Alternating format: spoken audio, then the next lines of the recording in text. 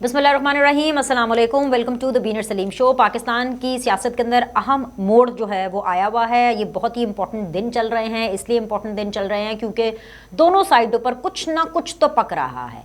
क्या खिचड़ी पक रही है, हम यही फिगर आउट करने की भी कोशिश करेंगे। कुछ इन्फॉर्मेशन है वो भी मैं आप तक पहुँचाऊँगी। पॉलिटिकल पार्टीज़ जो हैं अब वो हीट फील कर रही हैं। पहले तो अवाम के अंदर ऑब्वियसली एक पोलराइजेशन थी। अवाम के अंदर जानबूझकर ये पोलराइजेशन डाली गई। मीडिया के अंदर जानबूझकर ये डिवाइड डाला गया। जुडिशरी भी इस डिवाइड से नहीं बच सकी, इस्टेब्लिशमेंट भी इस डिवाइड से नहीं बच सकी। हर जगह के ऊपर एक डिवाइड है। और अब जो है इस डिवाइड के बाद जो पहले हमें आम लोगों में और इदारों में नज़र आ रही थी, अब ये सियासतदानों के अंदर भी इसकी हीट महसूस की जा रही है। उसका अगर आपने अंदाज़ा लगाना है तो आप कोई से भी बड़े मंझे हुए सियासतदानों के 2-3 बयानात उठा करके देख लें। एग्जाम्पल के तौर पर वो मैं आपको बयानात बताऊंगी भी, 2-3 आपको बयानात मैं बता भी दूंगी और उसके ऊपर हम डिस्कशन भी करेंगे ताकि आपको आइडिया हो जाए कि आने वाले दिनों के अंदर पाकिस्तान में क्या होने जा रहा है। और इस टाइम पर जब हम आपसे बात कर रहे हैं तो क्या चल रहा है, ये कौन सी अहम जो मोड़ है, ये फैसला कुन मोड़ है जो कि पाकिस्तान के अंदर चल रहा है और क्या फैसले होने वाले हैं। सबसे पहले तो ये कि जी पॉलिटिकल पोलराइजेशन तो बहुत ज़्यादा है, लेकिन सियासी दर्जा हरारत इतना ज़्यादा बढ़ गया है, इतना ज़्यादा बढ़ गया है कि सियासतदानों को एक दूसरे पर एतमाद नहीं है। पहले तो बात होती थी ना कि भाई सियासतदानों को फ़ौज पर, इस्टेब्लिशमेंट पर एतमाद नहीं है, या मिलिट्री इस्टेब्लिशमेंट की बात हो रही थी। फिर उसके बाद हमने देखा कि जुडिशल इस्टेब्लिशमेंट की भी बात हो रही है। अब वो जुडिशरी की जो इस्टेब्लिशमेंट है उसके ऊपर भी ट्रस्ट इशूज़ हैं ही हैं, लेकिन सियासतदानों को एक दूसरे पर भी ट्रस्ट इशूज़ हैं। और जिस तरह से सियासी माहौल इतना गर्मा गया है, ऐसे में हर कोई ये एडवाइस कर रहा है, जो मैं कह रही हूँ ना कि कुछ पक रहा है। ये जो खिचड़ी पक रही है ना, ये सारों को साथ बिठाने की पक रही है कि आओ यार सारे साथ बैठो और मिल करके जो है ना आगे काम करो। अब इससे पहले कि मैं इस वीडियो के अंदर आगे बढ़ूँ, मैं आप सब लोगों को बहैसियत पाकिस्तानी एक बात बताना चाहती हूँ। अगर आप इस बात को इस काबिल समझें और अगर आप मेरी बात को थोड़ी सी वैल्यू दें, बहुत मेहरबानी करके, तो मैं आपको ये समझाना चाहूँगी कि अगर ये सियासतदान इतने डिफरेंसेस के बाद इस्टेब्लिशमेंट के साथ बैठ सकते हैं, आपस में बाकी सियासतदानों के साथ बैठ सकते हैं, तो जो पाकिस्तान की आवाम है उसको इतना पोलराइज क्यों किया गया, इतनी नफ़रत क्यों फैलाई गई, इतना एग्रेशन क्यों फैलाया गया, इसकी ज़रूरत नहीं थी। ठीक है।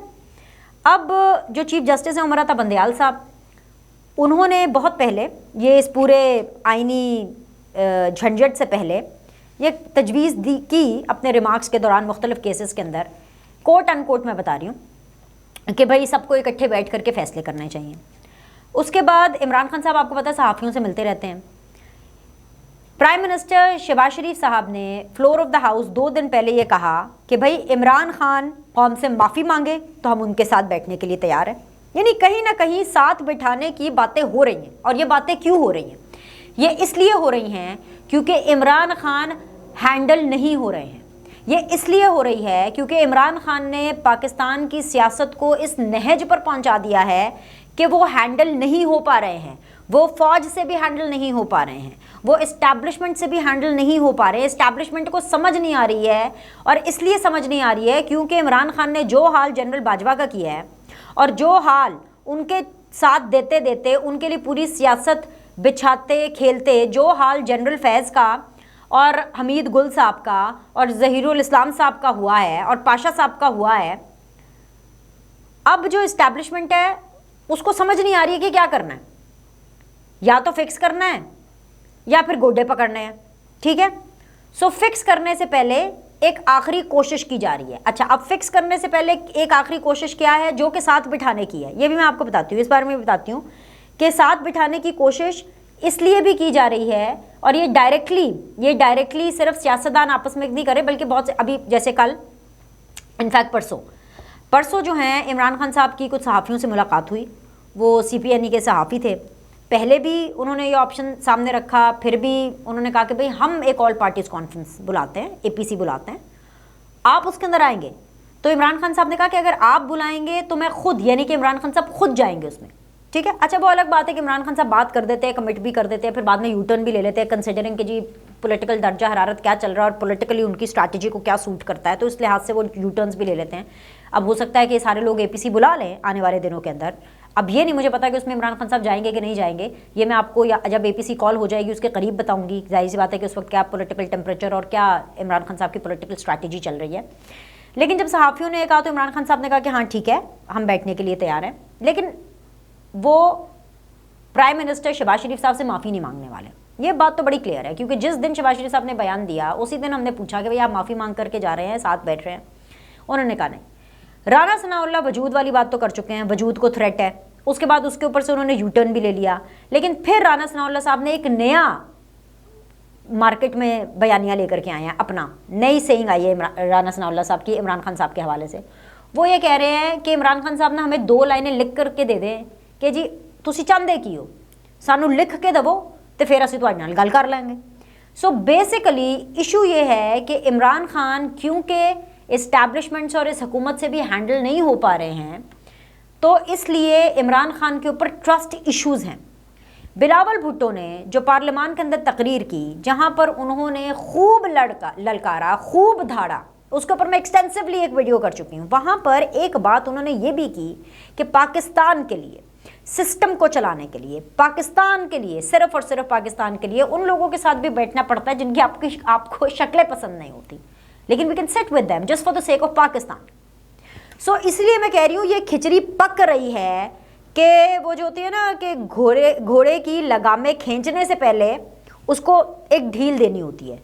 Final before anybody can hold their own horses, ये कोशिश की जाएगी कि भाई एक दफ़ा बिठा करके बात कर ली जाए।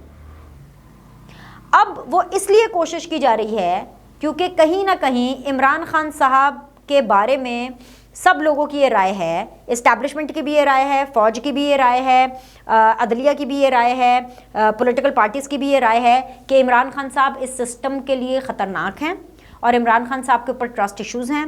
और इसलिए ये बात की जा रही है क्योंकि एक ऐसी रिकॉर्डिंग इमरान खान साहब की वो बड़े घर में बड़े लोगों को सुनवाई गई, वहाँ तक पहुँची, और उस रिकॉर्डिंग के अंदर इमरान खान साहब ये कह रहे हैं कि अगर इस दफ़ा मैं हुकूमत में आया तो मैं किसी को नहीं छोड़ूंगा, यहाँ तक कि मैं इस आर्मी चीफ को सैक कर दूंगा।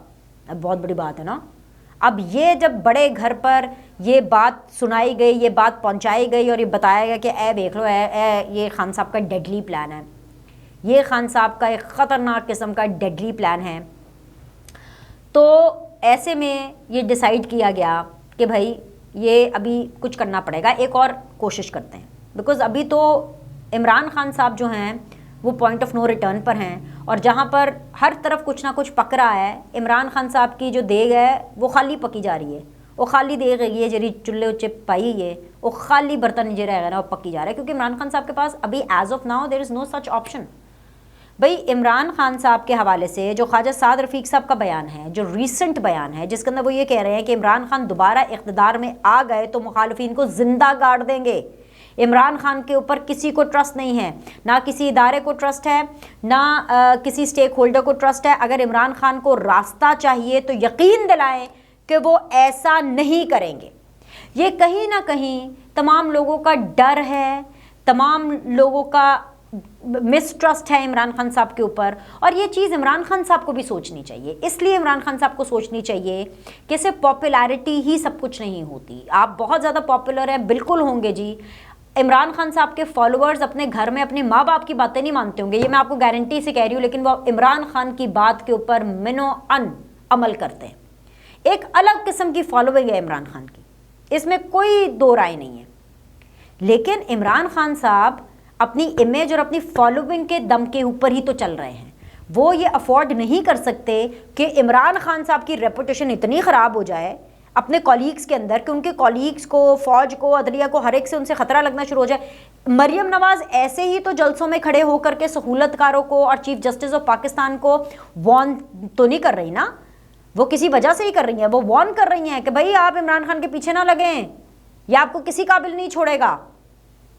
समझ रहे हैं? तो ये इमरान खान के लिए भी ज़्यादा थ्रेटनिंग है, और ये इमरान खान के लिए भी ज़्यादा फ़िक्रमंद वाली बात है कि अगर बाकी जो स्टेक होल्डर्स हैं पाकिस्तान के, मुल्क के, वो इमरान खान साहब के बारे में ये सोचते हैं और ऐसी चीज़ पकड़ लेते हैं कि इमरान खान साहब का अगला प्लान ये है कि वो किसी को नहीं छोड़ेंगे, मतलब जो पिछली दफ़ा उन्होंने अपनी हुकूमत में बाकी ऑपोजिशन के साथ किया with the help of general Bajwa and with the help of general Faiz, अब जब आएंगे तो उससे डबल होगा, यानी कि ये बिल्कुल ही उनको गाड़ देंगे। या तक मतलब ये तो सैकिंग पे बात चली गई, ये तो आर्मी चीफ को भी नहीं छोड़ने वाले।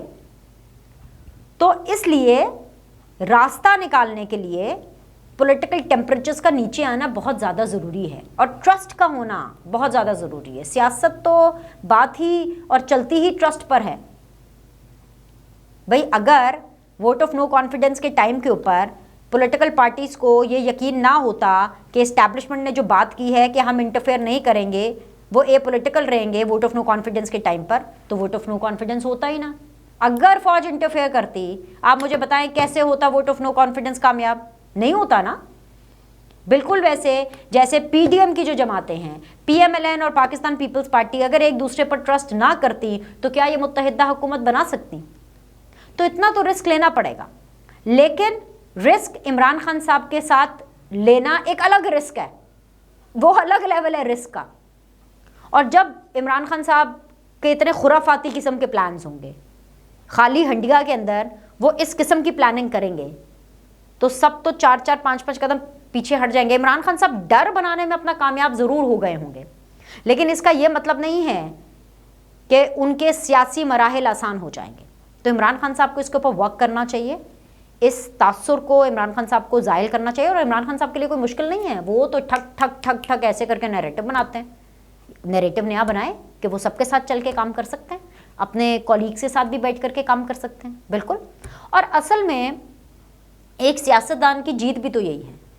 वोट ऑफ नो कॉन्फिडेंस के टाइम के ऊपर भी डट के खड़ा है कप्तान, डट के खड़ा है कप्तान। मैं तब मानती कि इमरान खान साहब डट के खड़े हैं कि वो तमाम लोग जिन्होंने अपना वोट पाकिस्तान पीपल्स पार्टी और नून लीग के पलड़े में डाला वोट ऑफ नो कॉन्फिडेंस के टाइम पे, इमरान खान रातों रात उनको अपनी तरफ करते, तो फिर बात होती ना, डट के खड़ा है कप्तान। मैं कहती यार भाई दम है आदमी में।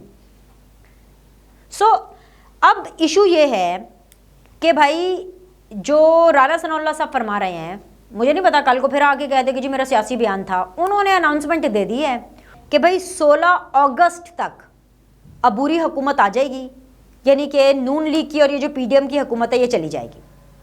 और उन्होंने कहा है कि जी 8 अक्टूबर को इलेक्शन हो जाएंगे। राना सनाउल्लाह साहब ने आधी बात सच बताई है और आधी बात या तो वो कौम को मामू बना गए हैं या मुझे पता नहीं है, या फिर उनको बताने वाले राना सनाउल्लाह साहब को मामू बना गए। अगस्त तक इनकी हुकूमत चली जाएगी, अबूरी सेटअप आ सकता है, बिल्कुल आ सकता है। लेकिन जो मेरी इन्फॉर्मेशन है और जो मुझे बताया है और जो मेरा एनालिसिस भी है, क्योंकि ज़्यादातर जो आपको इन्फॉर्मेशन मिलती है उसी हिसाब से आपका एनालिसिस होता है, वो ये है कि अबूरी सेटअप तो शायद आ जाए लेकिन इंतखाब फिर भी नहीं होगा। फिर अबूरी सेटअप लंबा चलेगा भाईजान, अबूरी सेटअप लंबा चलेगा। वो इसलिए क्योंकि जब आर्मी चीफ को ये पता होगा कि भाई अगला बंदा जो आने वाला है या जो आ सकता है, चंद सीटें भी लेकर के आ जाए, वो मुझे सैक करने का इरादा रखता है, तो नौकरी तो हर एक को अपनी अजीज होती है भाई। कौन अपनी नौकरी से हाथ धोना चाहता है? अब शहबाज शरीफ साहब से पूछें, शहबाज शरीफ साहब छोड़ते हैं अपनी कुर्सी इतनी आसानी से? नहीं छोड़ते ना। ये रिवायत तो है ही नहीं पाकिस्तान में। क्यों जाए कोई अपनी कुर्सी छोड़ करके, जब तक, और खैर जाना भी नहीं चाहिए जब तक उसका टेन्योर पूरा नहीं होता। अगर कोई वजीर आजम 5 साल का मैंडेट लेकर के आया है तो उसको 5 साल पूरे करने चाहिए। सही बात है ना। तो बस ये अब सारी सूरत हाल है। अब आने वाले दिनों के अंदर मैं आपको ये बता रही हूँ, इंतखाब फिर भी नहीं होने। अगर इकट्ठे पॉलिटिकल पार्टीज बैठ भी गई, इंक्लूडिंग इमरान खान साहब, इंक्लूडिंग पीटीआई, तो फिर ये होगा कि जो एक अबूरी सेटअप आएगा उसके अंदर पीटीआई की राय के लोग और पीटीआई की रिकमेंडेशंस भी मानी जाएंगी। लेकिन इंतखाब फिर भी नहीं होना, क्योंकि फैसला हो चुका है कि इंतखाब नहीं होने, चाहे मुल्क में कुछ भी हो जाए, इंतखाब नहीं कराने। अबूरी सेटअप लंबा करा देंगे, इमरान खान साहब को अबूरी सेटअप में चीज़ें दे देंगे, लेकिन इमरान खान साहब के कहने के ऊपर और उनके लिए इंतखाब नहीं कराने। इंतखाब तब कराने हैं जब बड़े घर में फैसला होगा, जब बड़े घर में सिक्योरिटी होगी। इसलिए बड़े घर में सिक्योरिटी होगी। वैसे मैं ये शाहीन से भाई साहब की कुछ उनको फॉलो करती हूँ, जाहिर सी बात है सीनियर है, उनको मैं देख रही थी, उनकी इन्फॉर्मेशन वो ये बता रहे हैं कि जी बड़े घर का आलम ये है कि जी 30 जनवरी को आखिरी कोर कमांडर कॉन्फ्रेंस हुई हुई है और उसके बाद हुई नहीं है, बिकॉज जाहिर सी बात है एवरीबडी इज सो ऑक्यूपाइड और इतनी ज़्यादा कन्फ्यूजन है और इतनी ज़्यादा हॉल्ट की सिचुएशन है, आगे चीज़ें बढ़ ही नहीं रही हैं। जब सियासी तौर पर आगे नहीं बढ़ा जा रहा, मौशी तौर पर आगे नहीं बढ़ा जा रहा, आईनी तौर पर आगे नहीं बढ़ा जा रहा, तो मुझे बताएं कि मुल्क कैसे आगे बढ़ेगा। सो ये सारी सिचुएशन है। आने वाले दिनों में आप देखेंगे कि यही चीज़ें जो है कमोबेश लगभग ऐसे हो जाएंगी, कोई कुछ हफ्ता पहले कुछ हफ्ता बाद, लेकिन ये पूरा सेटअप है कि जो कि होने वाला है। तो लाइक करें, सब्सक्राइब करें। आपसे अगले द बीनर सलीम शो में मिलते हैं।